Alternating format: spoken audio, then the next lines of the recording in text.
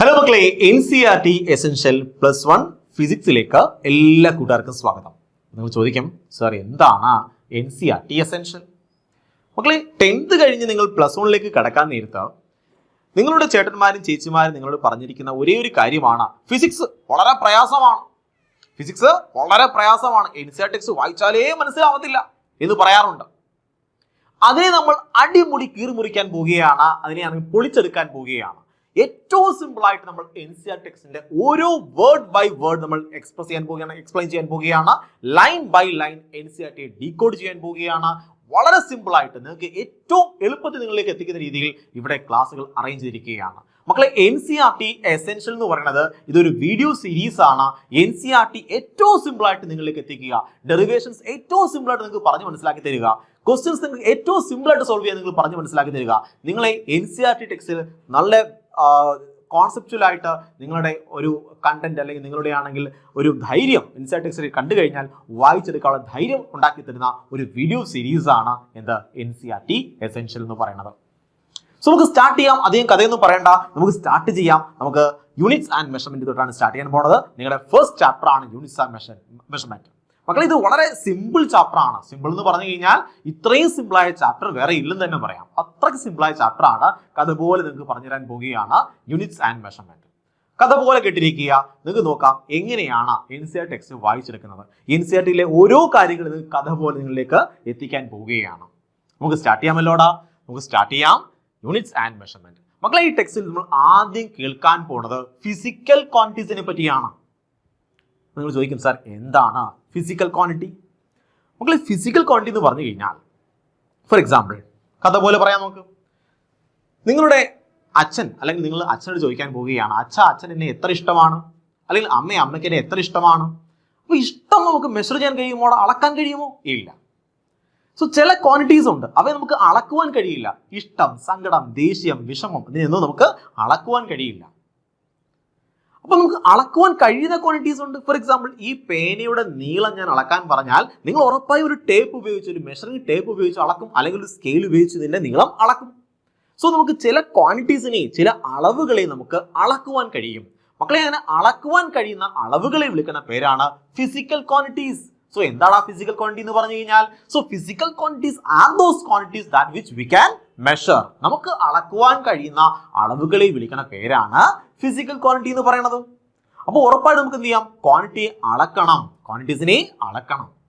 അപ്പോൾ ഫിസിക്കൽ ക്വാണ്ടിറ്റിയെ നമ്മൾ സാധാരണ ഫിസിക്സിൽ യൂസ് ചെയ്യുന്ന എല്ലാ ക്വാണ്ടിറ്റീസും എന്താണ്? ഫിസിക്കൽ ക്വാണ്ടിറ്റീസ് ആണ്.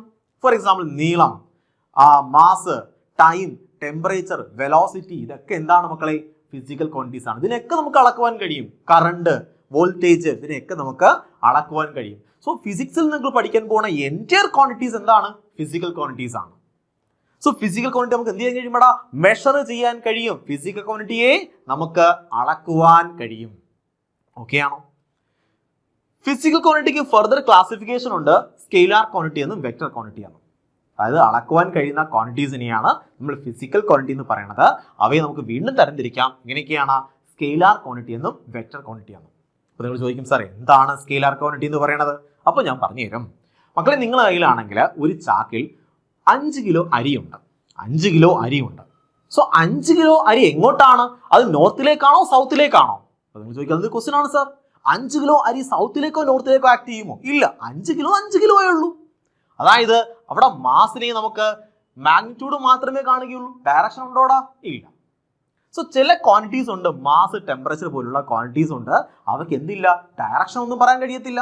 മാഗ്നിറ്റ്യൂഡ് മാത്രമേ പറയാൻ കഴിയത്തുള്ളൂ. 5 കിലോ അത് പറയാൻ കഴിയും. 10 ഡിഗ്രി സെൽഷ്യസ് അത് പറയാൻ കഴിയും. അത് തെക്കോട്ടോ വടക്കോട്ടോ എന്ന് പറയാൻ കഴിയുമോ? ഇല്ല. അങ്ങനെയെങ്കിൽ അത്തരം ക്വാണ്ടിറ്റീസിനെ വിളിക്കുന്ന പേരെന്താടാ? നിങ്ങൾ പറയും, സാർ സ്കെയിലാർ ക്വാണ്ടിറ്റീസ്. സോ എന്താണ് സ്കെയിലാർ ക്വാണ്ടിറ്റി എന്ന് പറഞ്ഞു കഴിഞ്ഞാൽ?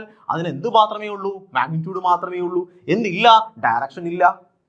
പക്ഷെ ചില ക്വാണ്ടിറ്റീസ് ഉണ്ട്, അവയ്ക്കാണെങ്കിൽ മാഗ്നിറ്റ്യൂഡും ഉണ്ട്, ഡയറക്ഷനും ഉണ്ട്. അത്തരം ക്വാണ്ടിറ്റി വിളിക്കുന്ന പേരാണ് വെക്ടർ ക്വാണ്ടിറ്റി എന്ന് പറയുന്നത്. ഫോർ എക്സാമ്പിൾ ഇവിടെയാണെങ്കിൽ എൻ്റെ കയ്യിൽ ഒരു ബ്ലോക്ക് ഉണ്ട്, ഒരു കട്ട ഇരിപ്പുണ്ട് കേട്ടോ, ഒരു ബ്ലോക്ക്, ഒരു പാറ ഇരിപ്പുണ്ട്. അപ്പൊ ഞാൻ പറയുകയാണ്, മക്കളെ അങ്ങോട്ടേക്ക് ഒരു ഫോഴ്സ് കൊടുക്കണം.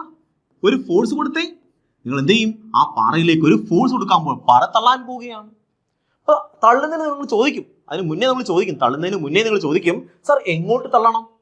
തെക്കോട്ട് തള്ളണോ, വടക്കോട്ട് തള്ളണോ, മുകളിലേക്ക് തള്ളണോ, താഴേക്ക് തള്ളണമോ? ചോദിക്കത്തില്ലേടാ? ചോദിക്കും. സോ ഫോഴ്സ് നിങ്ങൾ കൊടുത്ത എന്താണ്? നിങ്ങൾ ഇങ്ങോട്ട് കൊടുത്ത എന്താണ്? ഫോഴ്സ് ആണ്. ഫോഴ്സിന് എന്തുണ്ട്? ഡയറക്ഷൻ ഉണ്ട്. ഡയറക്ഷനും കൂടെ പറയണം. അപ്പൊ ചില ക്വാണ്ടിറ്റീസ് ഉണ്ട്, അവയ്ക്ക് എന്തുണ്ട്? ഡയറക്ഷൻ ഉണ്ട്. For example velocity. ഒരാളാണെങ്കിൽ ഒരു കല്ലിനെ ഒരു ഭാഗത്ത് നിന്ന് വേറെ ഭാഗത്തേക്ക് മാറ്റി, അല്ലെങ്കിൽ കല്ല് ഇങ്ങോട്ട് മൂവ് ചെയ്തു. സോ എങ്ങോട്ട് മൂവ് ചെയ്തു പറഞ്ഞുകൂടെ? അത് നോർത്തിലേക്ക് മൂവ് ചെയ്തു, അത് സൗത്തിലേക്ക് മൂവ് ചെയ്തു, അങ്ങനെ പറഞ്ഞുകൂടെടാ? സോ വെലോസിറ്റിക്ക് എന്തുണ്ട്? ഡയറക്ഷൻ ഉണ്ട്. ഫോഴ്സിന് എന്തുണ്ട്? ഡയറക്ഷൻ ഉണ്ട്. സോ ചില ക്വാണ്ടിറ്റീസിന് എന്തുണ്ട് മക്കളെ? ഡയറക്ഷൻ ഉണ്ട്, ചിലത് എന്തില്ല? ഡയറക്ഷൻ ഇല്ല. മാഗ്നിറ്റ്യൂഡ് മാത്രമേ കാണിക്കുകയുള്ളൂ. അങ്ങനെ മാഗ്നിറ്റ്യൂഡ് മാത്രം കാണുന്ന വിളിക്കുന്ന പേരാണ് സ്കെയിലാർ ക്വാണ്ടിറ്റി. മാഗ്നിറ്റ്യൂഡും ഡയറക്ഷൻ ഉള്ള ആൾക്കാരെ വിളിക്കുന്ന പേരാണ് വെക്ടർ ക്വാണ്ടിറ്റി. മനസ്സിലായോടാ മക്കളെ? നമ്മൾ ഇതിനെപ്പറ്റി വിശദമായിട്ട് മോഷൻ ഇൻ എ പ്ലെയിൻ നമ്മൾ 3rd ചാപ്റ്ററിൽ വിശദമായിട്ട് പഠിക്കും. സോ ഇപ്പോൾ നിങ്ങൾ ആ പേര് മാത്രം കേട്ടിരുന്നാൽ മതി. നമ്മളിവിടെ പഠിക്കാൻ പോകുന്നത് ഇതിനെ പറ്റിയാണ്, ഫിസിക്കൽ ക്വാണ്ടിറ്റീസിനെ പറ്റിയാണ്. അപ്പൊ നിങ്ങൾ ചോദിക്കും, എന്താ ഫിസിക്കൽ ക്വാണ്ടിറ്റി എന്ന് പറഞ്ഞു കഴിഞ്ഞാൽ അളക്കുവാൻ കഴിയുന്ന അളവുകളെ വിളിക്കുന്ന പേരാടാ ഫിസിക്കൽ ക്വാണ്ടിറ്റി. സോ അളക്കണം, മെഷർ ചെയ്യണം അല്ലേ? നമുക്ക് ക്വാണ്ടിറ്റി എന്ത് ചെയ്യണം? മെഷർ ചെയ്യണം. ഫോർ എക്സാമ്പിൾ ഇവിടെ ഒരു ലൈൻ ഉണ്ട്, ഒരു ലൈൻ ഉണ്ട്. എനിക്ക് ഈ ലൈനിന്റെ നീളം മെഷർ ചെയ്യണം, അളക്കണം. സോ എൻ്റെ ഇരിക്കുന്ന ഒരു പേനയാണ്. എൻ്റെ ഇരിക്കുന്നത് എന്താണ്? ഒരു പേനയാണ്. സോ ഞാൻ പേന കൊണ്ട് മെഷർ ചെയ്യാൻ പോവുകയാണ്. ഒരു പേനയുടെ നീളം, 2 പേനയുടെ നീളം, 3 പേനയുടെ നീളം, 4 പേനയുടെ നീളം, 4.5 പേനയുടെ നീളം. സോ ഞാൻ പറഞ്ഞു 4 പോയിന്റ്, ഇത് പറഞ്ഞു ഞാൻ എന്ത് പറഞ്ഞടാ? 4.5 into ലെങ്ത് ഓഫ് പെൻ ആണ് ഈ ലൈൻ്റെ നീളം.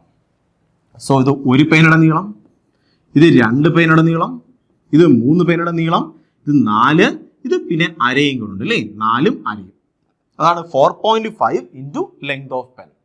സോ ഇവിടെയാണെങ്കിൽ നമുക്ക് ഒരു ന്യൂമറിക്കൽ വാല്യൂ ഉണ്ട്, ഒരു സംഖ്യാഭാഗമുണ്ട്. ഇതെന്താടാ? ഇത് എൻ്റെ സ്റ്റാൻഡേർഡ് ആയിരുന്നു, എൻ്റെ അടിസ്ഥാനമായിരുന്നു. പേനയുടെ നീളം എൻ്റെ അടിസ്ഥാനമായിരുന്നു. സോ ഇവിടെയാണെങ്കിൽ ലെങ്ത് ഓഫ് പെൻ എന്ന് പറഞ്ഞാൽ എന്താണ്? അടിസ്ഥാനമാണ്. ഈ അടിസ്ഥാനത്തിലാണ് ഞാൻ എന്ത് ചെയ്തത്? എൻ്റെ ബേസ് ആയിരുന്നു. ഈ ബേസിലാണ് ഞാൻ എന്ത് ചെയ്തത്? ഞാൻ ഈ നീളം മെഷർ ചെയ്തത്.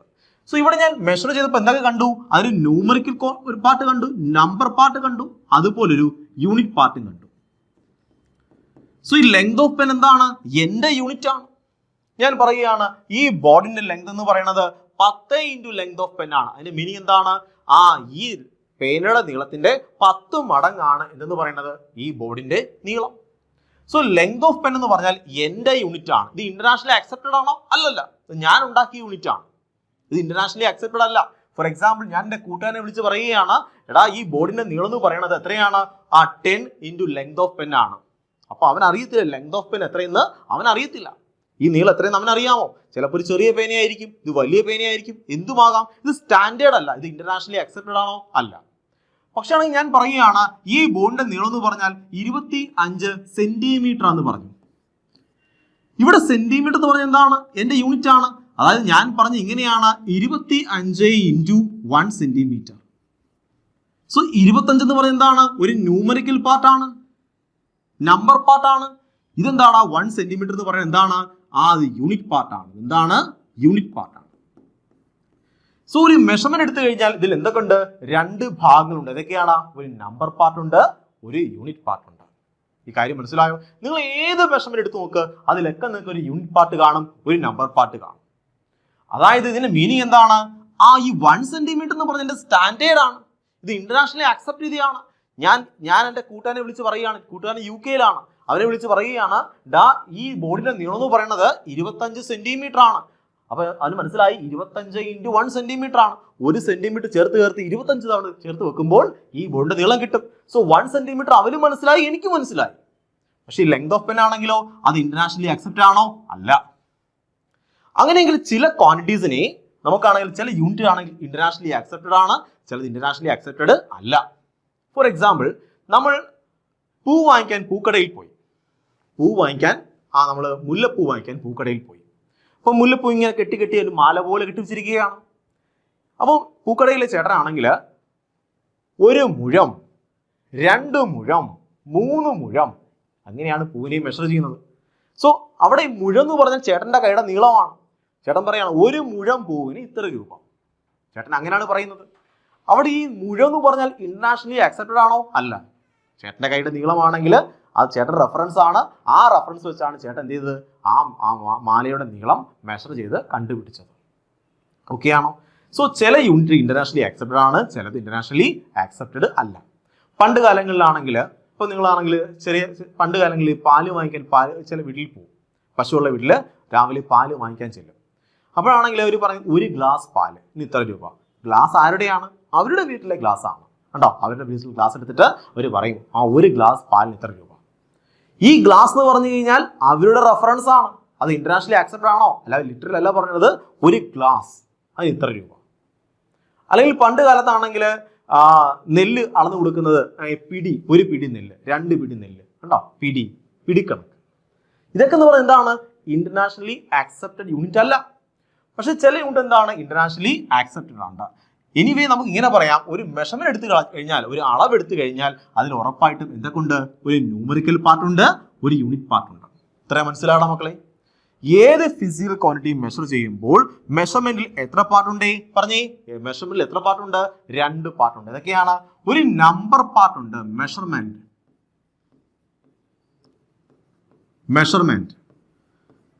ഇങ്ങനെ എഴുതുന്നേ. ആ മെഷർമെന്റില് 2 ഭാഗങ്ങളുണ്ട്. ഇതൊക്കെയാണ്. ഒരു നമ്പർ പാർട്ടുണ്ട്, ഒരു യൂണിറ്റ് പാർട്ടുണ്ട്. നമ്പർ ഇൻറ്റു യൂണിറ്റ് ചേരുമ്പോൾ എന്ത് ചെയ്യും? നമുക്ക് മെഷർമെന്റ് കിട്ടും. മനസ്സിലായോ? For example 5 centimetre. 5 എന്ന് പറയുന്നത് എന്താണ്? നമ്പർ പാർട്ടാണ്. സെന്റിമീറ്റർ എന്താണ്? യൂണിറ്റ് പാർട്ടാണ്. Which is equal to 50 millimeter. 50 millimeter. ശരിയാണോടാ? സോ 5 സെന്റിമീറ്റർ എന്ന് പറഞ്ഞാൽ 50 millimeter ആണ്. ഇതൊരു നമ്പർ പാർട്ട് അല്ലേ? N1. ഞാൻ നമ്പർ പാർട്ടിനെ വിളിച്ചു N1 എന്ന് പറഞ്ഞു. ഇതൊരു യൂണിറ്റ് പാർട്ട് അല്ലേ? U1. ഇത് മറ്റൊരു നമ്പർ പാർട്ട് അല്ലേ? അത് N2 എന്ന് വിളിച്ചു. നമ്പറിനെ ഞാൻ N2 എന്ന് വിളിച്ചു. കണ്ടോ? ഇവിടുത്തെ നമ്പറിനെ N2 എന്ന് വിളിച്ചു. ഇതെന്താണ്? മറ്റൊരു യൂണിറ്റ് ആണ്. ഇതെന്താണ്? U2. സോ അങ്ങനെയെങ്കിൽ നമുക്ക് ഇങ്ങനെ പറഞ്ഞുകൂടെ മക്കളെ? N1 U1 which is equal to N2 U2. N1 U1 which is equal to N2 U2. N1 U1 which is equal to N2 U2. പറഞ്ഞുകൂടെടാ? പറയാം.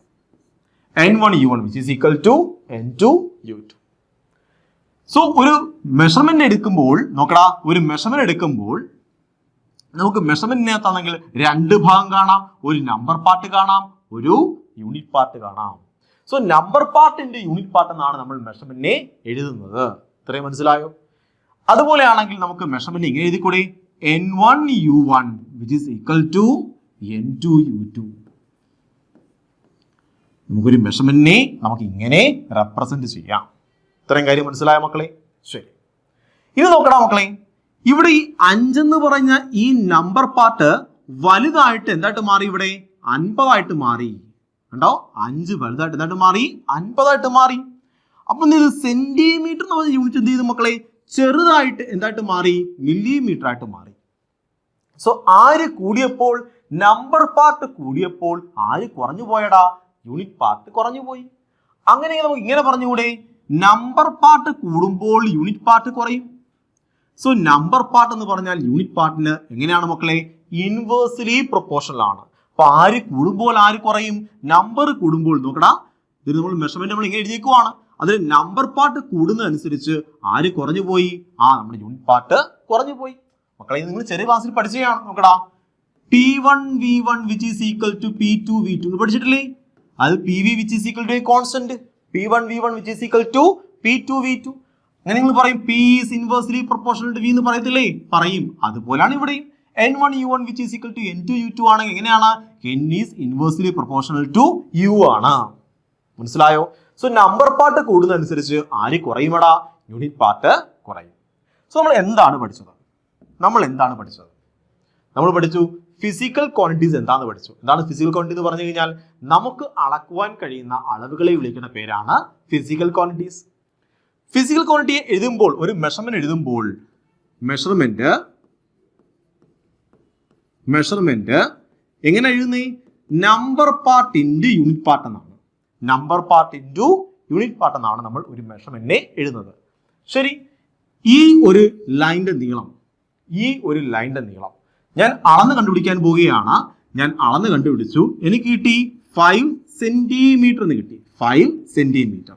എനിക്ക് വേണമെങ്കിൽ ഇത് മില്ലിമീറ്ററിൽ പറയാം. എങ്ങനെ പറയാം? 50 മില്ലിമീറ്റർ. ഇവിടെ കൺവേർഷൻ ഒക്കെ മനസ്സിലായി. എങ്ങനെയാണ്?